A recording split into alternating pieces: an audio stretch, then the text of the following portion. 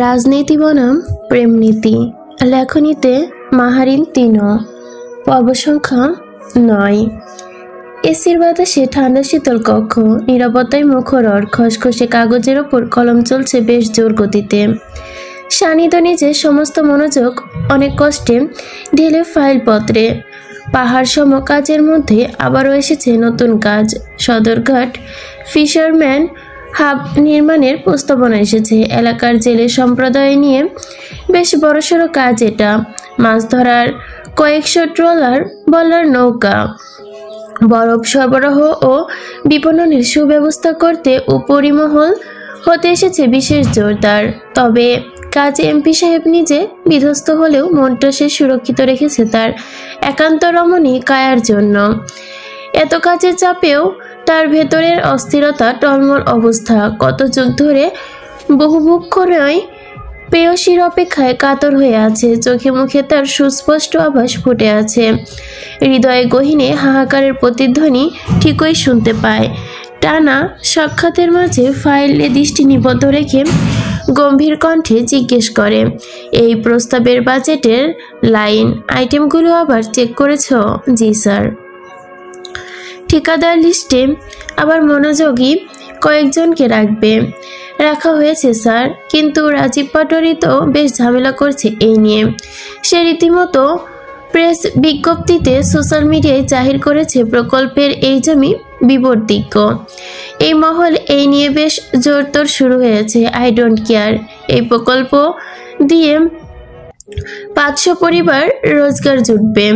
ফাইলটা এখনো রাখো, আমি প্রধানমন্ত্রীর অফিসে পাঠাবো। Okay sir. নীরব কাজের মাঝে স্লাইড ডোর টানার শব্দ হলো নম্র কণ্ঠে। সহকারী ভেসে এলো, স্যার নাসির সাহেব এসেছে, আপনার সাথে দেখা করতে চান।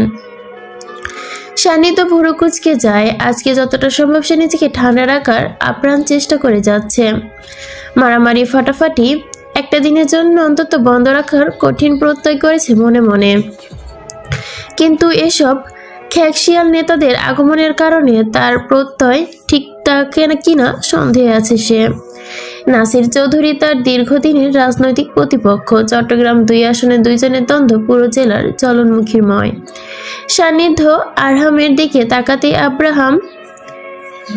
আরহাম কণ্ঠ নামিয়ে বলে, স্যার বিষয়টা আমি হ্যান্ডেল করে আসছি, আপনি এ নিয়ে ভাববেন না। ভেতরে আসতে বলো। স্যার আসতে বলো। উপায়ন্তর না পেয়ে আরহাম স্যারের মতো অনুমতি দেয়। কিঞ্চিৎকালের মাঝে নাসির উদ্দিন প্রবেশ করতেই বাতাসে বয় টান টান উত্তেজনা। দলীয় নেতাকর্মীদের মাঝে হতে 3 জন তার সাথে অফিস কক্ষে উপস্থিত। নাসির সাহেব আসন গ্রহণ করে ঠান্ডা গলায় বলেন, সালাম নেবেন না এমপি সাহেব? কি দরকার? দরকার তো অনেক আছে, কোনটা রেখে কোনটা বলি? সান্নিধ্য বিরক্তিকর মুখে তুলে তাকায়। কলম থামিয়ে স্থির দৃষ্টি তাকিয়ে বলে, যে কোনো একটি বলুন, সবগুলো শোনার সময় নেই আমার। তোমার কোন লোক গতকাল আমার কর্মীদের পিটিয়ে হাসপাতালে ভর্তি করেছে, এটা কিসের রাজনীতি? রাজনীতি? আপনার লোকজনই তো আমার পেছনে লেগেছে। নাসির চৌধুরী চোখ লাল হয়ে ওঠে, কর্কশ গলায় তেড়ে উঠে বলে, মিথ্যা অভিযোগ। তুমি চট্টগ্রামকে নিজের জমিদার ভাবো? হ্যাঁ, পুলিশ প্রশাসন সব কিনে রেখেছ। জমিদারি না, জনসেবা। আমি পুলিশ প্রশাসন কিনে রাখতে আপনার চট্টগ্রাম ছাড়া 1 বছর হয়ে যেত যদি সব কিনা থাকতো আমার। রাজনীতিতে তোমার চেয়ে বয়সে বেশি আমার, টক্কর দিতে এসো না। ক্ষমতা পেয়েছো 5 বছর মাত্র, এর মধ্যে 2 বছর প্রায় শেষ, আগে আর 3 বছর। তারপর এত জবান ফুটবে না। আমার কর্মীদের গায়ে হাত দেবার বরদাস্ত করবো না কিন্তু। খেলা না জানলে খেলতে আসবেন না, রাজনীতি করবেন মার খাবেন না, এটা ভাবনা ভুলে যান। আপনার লোক আমার লোকদের মেরেছিল গত মাসে, কালকে তারা সুযোগ পেয়ে মেরেছে, আর কিছু না, দ্যাটস ইট। নাসির চৌধুরী চোখ আগুনের রেশ দেখা গেল। চোয়াল শক্ত হয়ে উঠে গর্জে সুরে বলে, এমপি সাহেব বেশি বাড়াবাড়ি করো না, একদম ঘাট থেকে মাটিতে মিশিয়ে দিতে সময় নিব না। আমার ভাঙা আঙ্গুল নামাও, এখন সময় আছে 5 বছর, কিন্তু এক গদিতে বসে থাকতে পারবে না। সান্নিধ্য বাঁকা হাসে, ঠোঁটের ওপর ঠোঁট, কামড়ে বলে, আপনার কয় নাম্বার বাপ আমাকে গদি কিনে দিয়েছে নাসির চৌধুরী? না মানে জানতে ইচ্ছে করছে আপনার কোন বাপের গদিতে আমি বসে আছি? এই এমপি। গলা নিচে। আমার কার্যালয়ে এসে আমার সাথে গলাবাজি করবেন না। আমি চাই না তোমার হাড়গোড় আলাদা করতে। আজকে আমার জন্য ভালো দিন, ভালো থাকতে দিন, ভালো থাকতে দাও আর বের হও। এসব নাকি কান্না করতে আসবে না নেক্সট টাইম, মনে থাকবে? নাসির চৌধুরীর সঙ্গে কোনো প্রশ্নগুলো ফুঁসে উঠতে থাকে। আরহামের চোখে রঙিমা দমে যায়। উত্তাপ কণ্ঠস্বর ভেদ করে, মোটেও এ ভুল করবে না। এক পা সামনে আগাবে তো স্যারের অনুমতি আগে পা ঝুলিয়ে হাতে ধরিয়ে দিবে। নাসির চৌধুরী হাত মুঠোর মধ্যে করে টেবিলে করাঘাত করে উঠে দাঁড়ায়। আঙুল উঁচিয়ে সানিদের সামনে ক্রুদ্ধ কণ্ঠে উগরে দিয়ে বলে, তোমার বাপকে এই নাসির চৌধুরী দমিয়েছে, একদম ফাঁকা মাঠে গোল দিয়েছে। তুই সেই কুত্তার বাচ্চা হয়ে আমাকে শাসিয়ে যাস? আমাকে চিনতে এত ভুল? সানি তো চুপ করে বসা থেকে ছেড়ে উঠে দাঁড়ায়। নাসা পথে তার দীর্ঘশ্বাস বয়ে যায়। এই জীবনে তার আর ভালো হওয়া হবে না। পাঞ্জাবির হাতা গোটাতে গোটাতে সরাসরি দরজার কাছে। দরজা বন্ধ করা শেষে নাসির চৌধুরীর সম্মুখে এসে দাঁড়িয়ে শান্ত চোখে তাকে সপাটে এক গালে থাপ্পড় বসিয়ে দেয়। আকস্মিক থাপ্পড়ে নাসির চৌধুরী হতবিম্বত হয়ে পড়ে। গালের নিচে বিষময় নেত্রে তাকে সানিধ্যের ধারালো চোখে তাকিয়ে বলে, বাপ ডাকবেন আমাকে চৌধুরী? আজকে একটু শাসন করলাম বাপ হয়ে, পরবর্তীতে বেত্রাঘাত করব কিন্তু। নাসির চৌধুরী দু কদম পিছিয়ে যান। গালে হাতের ছাপটা স্পষ্ট হয়েছে ইতিমধ্যে। সান্নিধ্য দিকে দৃষ্টি রেখে ক্ষুদ্র স্বরে মনে পকেট থেকে রুমাল বের করে বাম হাত দিয়ে গাল মুছতে মুছতে বললেন, হিসেব বাকি রইল এমপি। এই অপমান চৌধুরী ভুলবে না। আপনি হিসেবের খাতা খুলতে থাকুন, আমরা আছি, সমস্যা নেই। আরহামের কণ্ঠস্বরের জবাবে নাসির চৌধুরী নিমিষেষে তাকায়। সঙ্গে সঙ্গে জাফর ভারী কণ্ঠে বলে, স্যার চলুন, দেখা হবে পরে। দরজা খুলে হনহনিয়ে বেরিয়ে যায় নাসির চৌধুরী। স্ফুলিঙ্গের ন্যায় জ্বলতে থাকে মুখবিবর। সে নীরব কঠিন বার্তা দিয়ে যায়। এইদিকে এমপি সাহেবের আজকে এত ঠান্ডা মেজাজ দেখে আরহাম দ্বিরুক্তি না করে সরাসরি জিজ্ঞেস করে, স্যার আপনি আজকে কিছু করলেন না? সুস্থ শরীরে নাসির চৌধুরী বেরিয়ে গেল। কালকের কাটা হাত এখনো ঠিক হয়নি আমার। আজকের ফর্মে ফিরলে আবার কাটতো। স্যার মেডিসিন আনবো? নো নিড, এসির পর বাড়িয়ে দাও। সান্নিধ্য নিজের চেয়ার টেনে শরীর এলিয়ে বসে, চোখ বন্ধ করে নিজের ক্রমাগত শান্ত করার প্রয়াস চালিয়ে যায়। ধারালো মুখরেখায় ভেতরটা তার দগ্ধ হচ্ছে। একটা থাপ্পড়ে তার আয়েস মেটেনি। সময় করে সে আবারও নীরব অভিযোগ চালিয়ে আয়েস মিটিয়ে নিবে। ভাই ভাবি আসছেন। সান্নিধ্য এক নিমিষে চোখ খুলে ফেলে। জ্বলন্ত চোখ দুটো তার দপ করে নিভে যায়। শেহরিন আসছে। অবিশ্বাস্য দৃষ্টিতে তাকাতেই আসিফ ফের ব্যস্ত স্বরে বলে, রিমনের সাথে এসেছে। কোথায়? নিচে। আপনার কাছে এসে আসছেন? আচ্ছা তোমরা যাও। আরহাম স্যারের সামনে হতে স্বাক্ষরিত ফাইল দুটো তুলে নিয়ে এমপি সাহেব 360 ডিগ্রি অ্যাঙ্গেলে পুরোপুরি ঘুরে গিয়েছিলেন। একটু আগের এমপির সাথে আর বর্তমানের এমপি সাহেবের মাঝে বিস্তার ফারাক। শেরিন ম্যাডাম কি জাদুবিদ্যার পারদর্শী নাকি স্যার নিজে অদৃশ্য মায়াজালে পেঁচিয়ে গিয়েছেন? সুদূর পেছনা খুঁজে পায় না কোনো কিছুর উত্তর আরহাম আসিফ দুজনেই চলে যেতে সান্নিধ্য টেবিলে রাখা কাচের গ্লাসে পানি একদম এক নিঃশ্বাসে শেষ করে ফেলে। যথাসম্ভব নিয়ন্ত্রণে রাখে নিজের কেটে যাওয়া অংশটা। ঢাকার জন্য মেডিসিন স্কোপ টেপ লাগিয়ে দেয়। ড্রয়ার হতে আসবো?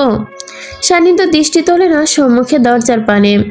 হাতের স্রোপ টেপটা ঠিকঠাক লাগিয়ে নিতে নিতে স্নিগ্ধ কমনীয় কণ্ঠস্বরের মাত করে বিড়বিড় করে বলে, আপনার জন্য পারমিশন শব্দটা উৎখাত করা হলো। সবসময়ের জন্য সব জায়গায় উন্মুক্ত আপনার জন্য। শুনতে পাচ্ছেন? ভেতরে প্রবেশের অনুমতি কি পেতে পারি? আসো।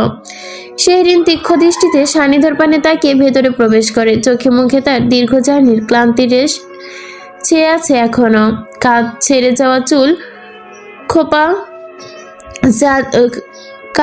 যাওয়া খোলা চুলগুলো হাতে কিছু চুল মুখ জুড়ে ঘটিয়েছে বিচরণ। আপনার সাথে কিছু কথা ছিল আমার। বসো। শেহারিন চেয়ার টেনে সান্নিধ্যের মুখোমুখি বসে। স্নিগ্ধ মুখরেখায় তার শান্ত চাহনি বজায় রেখে থমথম গলে বলে, সমস্যা কি আপনার? কোন সমস্যা নেই তো? বাড়াবাড়ি করে ফেলছেন না? সারা দুনিয়া জুড়ে আমার খোঁজ করার কোনো মানে হয়? সান্নিধ্য চোখ তুলে তাকায়। রাগিনী কান্তার মুখ তার নজরবন্দি পড়তেই বুকের বাপাসটা হঠাৎ মেঘহীন কালবৈশাখী ঝড় উঠে যায়। রক্ত চলাচল বেড়ে যায় শরীরে। খানিক সেকেন্ড পলক্ষীনভাবে তাকিয়ে থাকে। দীর্ঘদিনের চোখের তৃষ্ণা মেটায় সে। আপনাকে আমি কিছু জিজ্ঞেস করছি, খোঁজটা করার কারণ বলো।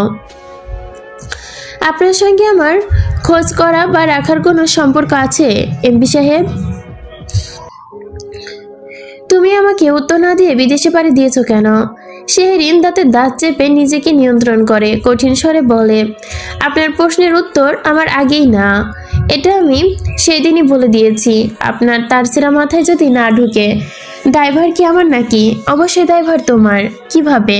তুমি না করেছো কেন? কারণ আমার আপনাকে পছন্দ নয়। সান্নিধ্যর বুকের হাতটা ভাঁজ করে শেহরিনের দিকে তাকে মৃদু হাসে। শীতল চোখে বলে, তোমার আমাকে পছন্দ করতে হবে না। আমি তোমাকে পছন্দ করি, এটা দিয়েই হবে। একজন পছন্দ করেই আপাতত বিয়ে করি, তারপরে বাকি সব কিছু। চুপ। আমাকে আপনি মেরে ফেলবেন নাকি? 13 দিন আগেই মেরে ফেলেছ আমায়, তো তুমি বেঁচে কি করবে? ভুল হয়েছে, আসার সময় একটা স্টিক সাথে আনা উচিত ছিল আমার। আপনার মাথায় বাড়ি দিয়ে ভূত নামাতাম আর এই অফিস ভেঙে চুরমার করে দিতাম। মাথা থেকে ভূত নামবে না এটা শিওর, বাট এই অফিসের সব কিছু সরকারের, ক্ষতিপূরণ নিজের পকেট থেকে দিতে হবে, এইটুকুই just. But I will marriage you. Shehrin ডাকে দগ্ধ হয়ে ওঠে। মুখ জুড়ে তার লাল আভা ছড়িয়ে পড়েছে। সে পারছে না এমপি সাহেবের হাতে মরতে। বড় বড় চোখে তাকিয়ে বলে, বেশি বাড়াবাড়ি মোটেও ভালো না। আপনি অতিরিক্ত করে ফেলছেন। জানেন মামার বাসায় একটা ব্যান্ড ইমেজ ক্রিয়েট হয়েছে আপনার জন্য। সবাই সন্দেহ করছে আপনার সাথে আমার সম্পর্ক নিয়ে। শান্ত হও। ওনাদের সন্দেহ সত্যি করলেও তো বিষয়টা সলিউশন হয়ে যায়, তাই না? আপনি নিজের প্রতি এত আত্মবিশ্বাস কিভাবে আনেন বলবেন প্লিজ? মানে আপনার যাকে পছন্দ হবে তাকেও আপনার চাই।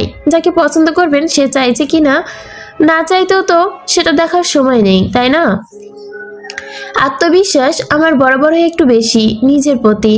আর ওপরে তুমি আমার কার্যালয়ে নিজের হতে এসেছো, আরো বাড়িয়ে দিয়েছো আমার সেই আত্মবিশ্বাস। আমি বাধ্য এসেছি আপনার সতর্ক করতে। শখ করে মোটেও নয়। কি সতর্ক? দেখুন, আপনাকে আমি ভালোই বলছি, এসব পাগলামি বন্ধ করুন। আমি রাজনীতি মোটেও পছন্দ করি না। পুরো চট্টগ্রাম জুড়ে অনেক মেয়ে আছে, অনেকের ভেতর কাউকে পছন্দ করে বিয়ে করে ফেলুন। চট্টগ্রাম না হলে Bashundhara D block road number 110-এ হোয়াইট রঙের বাসায় যে মেয়ে থাকে তাকে খোঁজ করুন, তাই তো? শেহরিন ক্ষুদ্র যেন দৃষ্টি তাকায় সান্নিধ্যের দিকে। কপালে শিরাগুলো তার জেগে উঠেছে স্পষ্টভাবে। গ্লাসে যদি এক মুহূর্ত পানি থাকতো, বিশ্বাস করুন সত্যি আপনার মুখে আমি নিক্ষেপ করতাম। সান্নিধ্য হাতে ভাজছে পাঞ্জাবির হাতা ঘুরিয়ে ঘড়িতে এক পলক দেখে নেয়। শান্ত কণ্ঠে বলে, সোজা পানি? আমি আগে খেয়ে ফেলেছি। কি করলে আপনি আমার পিছু ছাড়বেন? বিয়ে করলে। ট্রাস্ট মি শেহরিন, যদি বিয়ে করতে রাজি হও তোমার পিছু একদম ছেড়ে দিব। আর তোমার পিছু নিব না আমি। মালয়েশিয়া, ইন্দোনেশিয়া, হংকং, যেখানে ইচ্ছা যাও। কোনো মোটেও চিরনি পরিচালন আর হবে না, কোনো অভিযানও চলবে না। সেই হাত মুঠো করে চেপে ধরে নিজেকে দমায়। আর কত রাগ তুলবে সে? এই লোককে আর কিভাবে বলবে সে? কিভাবে বোঝাবে? পৃথিবীতে শেহরিন কি একটাই আছে? পৃথিবীতে হাজারটা শেহরিন রয়েছে, বাট আমি ভালোবাসি সেই শেহরিন শুধু একটাই আছে। তাও এই মুহূর্তে আমার সামনে বসে। এক মুহূর্ত ভালোবাসা হয়ে গেল। সান্নিধ্য আলতো হেসে টানটান হয়ে বসে। অতঃপর খানিকটা সেই দিকে ঝুঁকে নরম গলায় বলে, তোমার 6টা দিনের অনুপস্থিতি সহ্য করা আমার জন্য ভীষণ দুর্বিষহ ছিল। কতটা দুর্বিষহ সেটা আর না বলি। সম্পর্কের শুরুতে এমন দূরত্ব সৃষ্টি করে ফেলেছো যাতে ইফেক্ট তোমার প্রতি আমার কঠিন ভালোবাসা হয়ে গিয়েছে। বিয়ে ছাড়া এ থেকে বের হওয়ার উপায় নেই। আমি হাজার চেষ্টা করেও আপনি হাজার চেষ্টা করলেও আমি আপনাকে বিয়ে করব না, আপনার প্রেমে আমি সাড়া দিব না। দুঃখিত। তোমাকে কিছু করতে হবে না, শুধু আমার ভালোবাসাটা সহ্য করো। শেরিন স্থির দৃষ্টিতে তাকিয়ে আছে শাহিদের দিকে। বাবা ঠিকই বলেছে, সত্যি তার ধৈর্য অনেক, না হলে এতক্ষণ ধরে সে এই ব্যক্তির সামনে কিভাবে বসে আছে। আপনাকে বুঝিয়ে লাভ নেই, যা খুশি করুন আপনি, তবে শেহরিনও তার কথা হতে সরবে না, মনে রাখবেন মন্ত্রী সাহেব। একটু বোঝার চেষ্টা করো, নাটক সিনেমার মতো নায়ক হয়ে তোমার পিছে যে একটু ঘুরঘুর করে মনোযোগ ট্রাই করব, এইটুকু সময় তো আমার হাতে নেই। আমার হাতে মাথায় ভীষণ কাজের চাপ। এই যে কাজের ফাইলগুলো দেখছো, এগুলো সব আমাকে দেখতে হবে, কনফার্ম করতে হবে 101টা বাজেটের প্রস্তাবনা, সঙ্গে তো মিটিং মিছিল আছেই। তুমি প্লিজ মেয়েদের ধর্ম হতে একটু ব্যতিক্রম হও। এক কথায় রাজি হয়ে লিগেন্স বুকে রেকর্ড করো। আমি শিওর তোমার থেকে অনেক মেয়ে অনুপ্রেরণা পাবে। তখনই যখন কাজের চাপ, তখনই আপনাকে বিয়ে কেন করতে হবে? হ্যাঁ, কাজই করুন না, বিয়ের জন্য তো পাগল হয়েছেন কেন? বিয়ের মেন্টরটি কাজ, আর আমার হক আছে তোমার প্রতি। শেহরিন ঝাঁঝালো হয়ে ওঠে, সে আর সহ্য করতে পারে না। তড়িৎ গতিতে উঠে দাঁড়িয়ে কাঁধে ব্যাগ ঝুলিয়ে মুখে জল শক্ত করে বলে, রাজনীতি যারা করে তারা যে ভিন্ন গ্রহের প্রাণী, আজ সেটা সুস্পষ্ট প্রমাণ পেলাম। শাহিদ ও শাহজাদ খান, আপনি পাবনা সোজাসুজি যান, এটা আপনার জন্য পারফেক্ট সলিউশন। আসি। শেহরিন বেরোতে অফিসে ব্যস্ত পায়ে ওপরে ওঠে। শাহিদের কেবিনে ঢুকে আসিফ গলা নিরেট করে বলে, স্যার ম্যাডামকে একা ছেড়ে ঠিক হবে কি? বৃষ্টি হচ্ছে। ওপরে নাসির চৌধুরীর লোকজন আশেপাশে আছে, ম্যাডামকে আসতে ওরা দেখেছে আসার সময়। সান্নিধ্য কাজ ফেলে তৎক্ষণাৎ উঠে দাঁড়ায়, ফোন ওয়ালেট পকেটে ঢুকে সরাসরি কক্ষতে বের হতে, একটি এদিকটা ম্যানেজ করো, আর সাইট পরিদর্শনের সময় 6টার দিকে দিতে বলো। স্যার প্রোটোকল দরকার নেই। ঝুম বৃষ্টিতে আকাশ ভারী, দুপুরবেলা পাল্টে মনে হচ্ছে সন্ধ্যা নেমেছে। মেঘের গর্জন হুঙ্কার ছাড়ে গলা তুলে, শনশন বাতাসে চারদিকটা ছেয়া যায় মুহূর্তেই। শেহরিন কার্যালয় ছেড়ে কয়েক কদম এগোতেই ঝড়ো বৃষ্টির কবলে পড়ে। উপরন্ত না পেয়ে রাস্তার একপাশে ছাউনিতে দাঁড়িয়ে গা বাঁচায় কোনো মতে। শরীর হতে বৃষ্টির পানি ঝাড়ার লগ্নে ঠিক তার সম্মুখে দাঁড়া হলো সাদা রঙের একখান গাড়ি। ফ্রন্ট লাইটে দেখা গেল জলজল করা আলো, তার চোখে গিয়ে লাগলো। ভালো করে চোখ তুলে তাকাতেই সঙ্গে সঙ্গে গাড়ি দরজা খুলে যায়। উঠো। ভোর উদয় বাকিয়ে আসে শেহরিনের, ঠোঁট নাড়িয়ে বিড়বিড় করে উচ্চারণ করে, এমপির ঘরের এমপি, আমি বাসা চিনি। আমার কিসের দায় পড়েছে? গাড়িতে উঠতে বলেছি। আপনার কি বেকুব বুদ্ধি সব লোপ পেয়েছে? এত কথা হয়ে যাওয়ার পরও পিছু ছাড়ছেন না। গাড়িতে উঠে যা খুশি বলো, আমি শুনছি। প্লিজ আমাকে আমার মতো ছাড়ুন, আমার কোনো প্রয়োজন নেই হেল্প নেওয়ার। এদিকের এরিয়াটা ভালো না, একা একা যেতে পারবে না। আমি পারবো যেতে, আপনাকে এত ভাবতে হবে না। শেহরিন জেদ করো না, আমাকে আবার ফিরতে হবে। রাজনীতি নিয়ে তোমার খারাপ ধারণা থাকতে পারে, বাট মানুষ নিয়ে নয়। আশা করি এই মুহূর্তে তোমার সেফটি আমার কাছে গুরুত্বপূর্ণ। শেহরিন শুধু দৃষ্টি শীতল করে সানিদের সিরিয়াস ভঙ্গিমায় বলা কথা আশেপাশে তাকিয়ে সত্যিই জনবহুল শূন্য। এই সময় একা একা বাসায় ফেরে একটু কঠিনও তার জন্য। তার উপরে ভেজা শরীরে রাস্তায় চলাচল বিষয়টি একটু দৃষ্টিকটুর হয়ে যায়।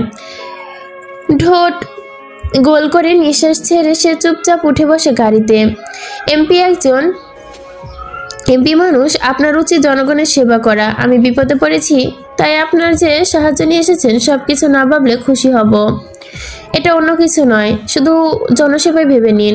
সান্নিধ্য কোনো প্রত্যুত্তর করে না। স্টিয়ারিং ঘোরাতে ঘোরাতে সামনের দিকে দৃষ্টি রেখে ঠোঁটের কোণে ক্ষীণ হাসি ফুটে ওঠে বৃষ্টির ধারার মতো। এক শান্ত মরুভূমির উত্তাপ অবশেষে ক্ষান্ত হয়ে পাশলা বৃষ্টি দেখা দিয়েছে। পাশে রেখেছে তার বুকে ঢেউ তোলা খরস্রোতা নদীকে, যে নদী অশান্ত উত্তল, সহজে বাঁক নেয় না তার পানে। পিচ ঢালা বৃষ্টি ভেজা রাস্তায় সাই সাই করে গাড়ি ছুটে যাওয়ার ওই পারে ক্রমই উত্থান পাথান বৃষ্টি। পাথানে বৃষ্টির ভারী কোনাগুলো কাচের গা লেপটে নেমে আসছে।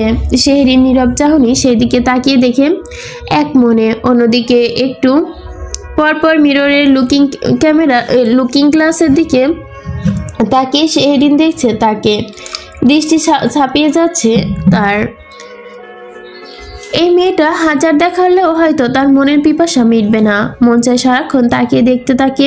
কিন্তু এমপি সাহেব কপাল দুর্ভাগ্য, না আছে সময়, না আছে পেয়সীর অনুমতি। দুদিকেই জোড়াতালি। খানিক সময় পেরোতেই ঝুম বৃষ্টির বেগ একটু কমে আসে। খুলসি প্রবেশ করতে করতে শেহরিনের চোখ যায় বাজারে সারি সারি ফুলের দোকানের দিকে। হলুদ বাল্বের আলোয় লাল টুকটুকে গোলাপ, দোলন চাপা রজনীগন্ধা অপরূপ সাজে সেজে উঠেছে। তাকাতেই যেন চোখ জুড়িয়ে যায়। শেহরিন মাথাটা হালকা, বুদ্ধি খেলে যায়। এমপি সাহেবের দিকে এক পলক তাকিয়ে বাঁকা হাসে সে। বেটাকে জব্দ করার এক দারুণ উপায় পেয়েছে। দম টেনে নিয়ে সে নিজেকে ধাতস্থ করে পরিষ্কার কণ্ঠে বলে, শুনুন জনগণের এমপি সাহেব, একটু গাড়ি দাঁড় করান। কেন? আমার একটা জিনিস কিনতে হবে। সান্নিধ্য গাড়ির স্লো করতে করতে জিজ্ঞাসা দৃষ্টিতে তাকায়, বলে কি? আমার কিছু ফুল কিনতে হবে, দয়া করে একটু উপকার করুন। টাকা দিচ্ছি, কিছু ফুল কিনে এনে দিন। পিচ রঙের গোলাপ ফুল, ন্যাচারাল হেয়ার অয়েল বানাবো। সান্নিধ্য গাড়ি থামিয়ে শেহরিনের দিকে তাকায়। শেহরিনের মুখ রেখা শান্ত। পারবেন না? আচ্ছা, আমি যাচ্ছি। কিনতেই হবে? হ্যাঁ। সান্নিধ্য ঘাড় ছুটে যায়। প্রথমত ফুলের দোকানে লোক সমাগম বেশ, দ্বিতীয়ত সে তাড়াহুড়োর সঙ্গে মাস্কটাও আনেনি। এভাবে পাবলিক প্লেসে সবার মাঝে ফুল কেনাটা কেমন তার পক্ষে ভীষণ কঠিন কাজ, সেটাই মেয়ে বুঝবে কি করে? হাজার হোক সে ট্যাগটা এখন তার লাগানো, সেটা উপেক্ষা করে সাধারণ একটা কাজ করলে নিউজে ছড়াছড়ি হয়ে যাবে। শেহরিন সান্নিধ্যের অবস্থা দেখে মুখ টিপে হাসে, মনে মনে বলে, বুঝ বেটা, প্রেম করার কত শখ, আর প্রেম করতে চাইবি? আজকের পর থেকে মাথা থেকে শেহরিনের ভূত এমনিতেই নেমে যাবে। পুলিশ প্রোটোকল নিয়ে চলা এমপি সাহেব নাকি আজ বাজারের মাঝে ফুল কিনবে। আচ্ছা, বুঝতে পেরেছি আপনি পারবেন না, আমি যাচ্ছি। ওয়েট, থাক, এত কষ্ট করতে হবে না। হাজার হোক মান সম্মানের ব্যাপার। আপনি কি আর আমাদের মতো সাধারণ মানুষ নাকি? আপনি হচ্ছেন চট্টগ্রামের ডন। সান্নিধ্য শেহরিনের মুখের চোখের উচ্ছ্বাসতা দেখে তার চালাকি আলগোছে ধরে ফেলে। ঠোঁট টিপে কি চিৎকার ভাবনা শেষে সিটবেল্ট খুলে চুপচাপ নেমে যায় গাড়ি হতে। অতঃপর বৃষ্টি থামার মাথাটা বের করে সে সরাসরি যায় ফুলের দোকানগুলোতে। শেহরিনের চোখের সঙ্গে সঙ্গে মুখে এক লকমায় হা হয়ে যায়। এমপি সাহেব ফুল কিনতে যাওয়ায় বিষয়টা তার কাছে অবিশ্বাস্য লাগে। তার পুরোপুরি ধারণা ছিল উনি যাবেন না, যার কথাও না। কিন্তু সান্নিধ্য যত সম্ভব দ্রুত পায়ে এসে দাঁড়ায় ফুলের দোকানে। আশেপাশে মানুষ তার দিকে উজবুকে নিয়ে তাকিয়ে থাকলেও সেদিকে বিশেষ একটা নজর দেয় না। পকেট হতে ওয়ালেট বের করতে করতে হ্যাংলা পাতলা ছেলেটাকে বলে, সবগুলো গোলাপ কত? এমপি স্যার, ভাই ডাকাডাকি পরে করিস, গোলাপগুলো তাড়াতাড়ি দিয়ে। স্যার, আমার দোকানে এসেন, সব ফ্রি আপনার জন্য। সান্নিধ্য 1000 টাকার নোট ধরিয়ে দিয়ে বলে, সব ফ্রি হলে আর ব্যবসা করতে লাগবে না। স্যার, 400 টাকা দাম। রাখ বেটা। এক ঝাঁক গোলাপ হাতে নিয়ে সান্নিধ্য দোকান থেকে বের হয়ে যায় দ্রুত পায়ে। কিন্তু চোখের দৃষ্টি তার ঠিকই পড়ে ক্যামেরাবন্দি লোকেদের দিকে, যারা তার ছবি এমনিতেও ভিডিও মুঠোবন্দি ইতিমধ্যে তুলে ফেলেছে। সান্নিধ্য শতভাগ নিশ্চিত কালকের গরম খবর সংবাদ হিসেবে খবরের কাগজে প্রকাশিত হবে। বৃষ্টির দিনে চট্টগ্রাম 2 আসনের সংসদ সদস্যকে দেখা পাওয়া গেল গোলাপের দোকানে। কেউ হয়তো রসিয়ে রসিয়ে প্রকাশ করবে কে সেই নারী যার কারণে বৃষ্টি ভিজে ফুল কিনলেন এমপি সাহেব।